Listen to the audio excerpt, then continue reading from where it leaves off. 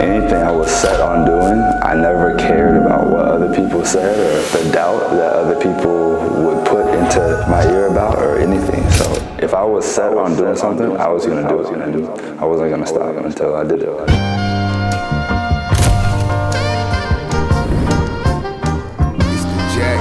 The ball gets swung, he's chasing that way.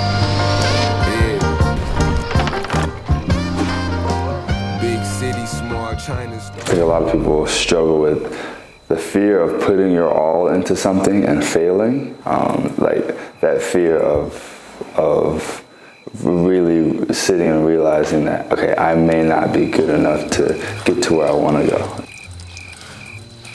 Naaman Hightower is probably a person who was defined just by a lot of lessons in life. I think I've been a person who has had to learn the hard way.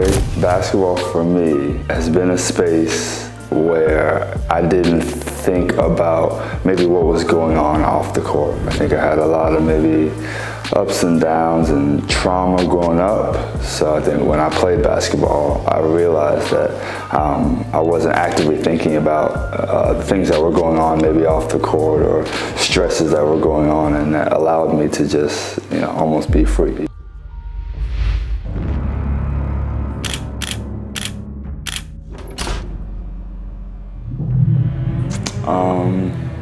Just regular day, just regular. Everything was fine.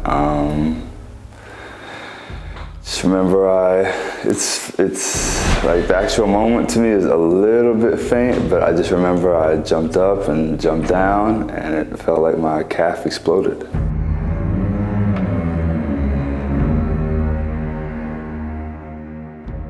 I think I was in denial. Like those immediate emotions were straight denial. They were straight, if I tell myself it's not my Achilles, it won't be my Achilles. And if it's my calf, okay, I can sit out for 6 weeks and we can go from there. But to not play basketball and to deal with a major injury, I wasn't ready at that time to deal with all those emotions. So I think I did it when I was growing up, and I did it in that moment. I compartmentalized what actually was happening to like save myself from just like I said, the feelings of what it would be like.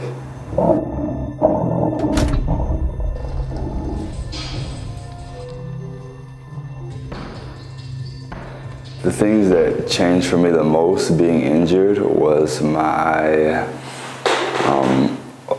autonomy. So being able to do things on my own. I've always been a very independent person. I'll go places on my own, I'll do things by myself, that's no problem. And then on my hands, you're going to go back over the top, direct step off my foot. Yeah, go direct step. Pivot on the right forearm. Needing help has always been like a very touchy thing for me. Asking for help and needing help is always, I've struggled with that big time. So,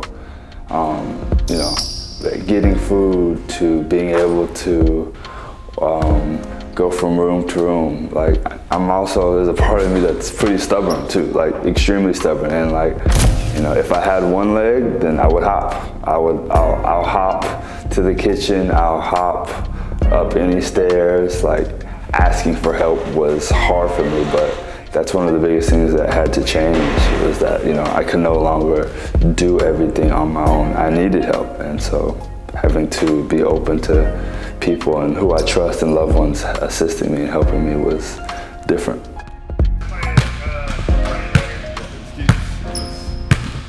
I want to say it was this one. No, you went here, and then you went backwards to go forward. Negative step. For all the boys and girls out there, do not negative step. It's very dangerous. Right here. And then, On the split right there. Yeah. On the split. Instant, you knew exactly what happened? I knew exactly what happened. I lied to myself. Told myself it was just my calf. In my mind, I could feel it immediately. I remember asking Everett, who I was with, if he kicked me. Did he kick my? You kicked me? I asked him like 4 times. Did you kick me? You kicked me, right? Did anybody kick me? So I began to lie to myself in order to like help me deal with it at the time. So okay, I said it's just a calf strain, it's just my calf. I'll be fine. But I knew that it's not good. Yep.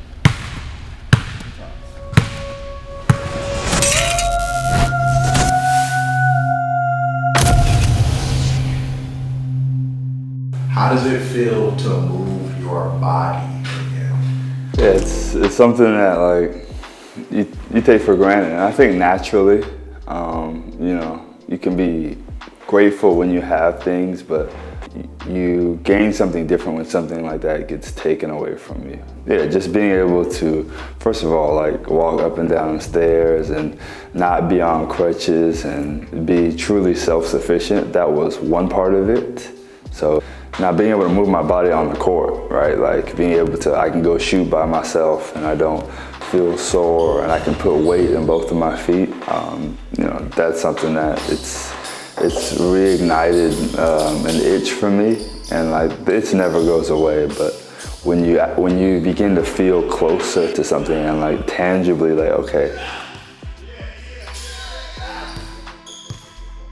So to me, just the brand that you guys have created and what it means to me, and how there's some symmetry between maybe my life and the brand of Just Keep Going, is that I think I've experienced how the short life can be, for one. You know, we talked earlier about the fear of putting your all into something and failing, and I think after you get over that type of fear, what's really important is that we only get one of these, and putting your all into something and figuring out and not dying wondering, like, I wonder what would have happened if I would have maybe locked in on something, if I would have sacrificed for this thing, if I would have chased this thing. That's why I have found an affinity toward the brand, because that's been a journey for me to really, really realize that like it's worth it to find out.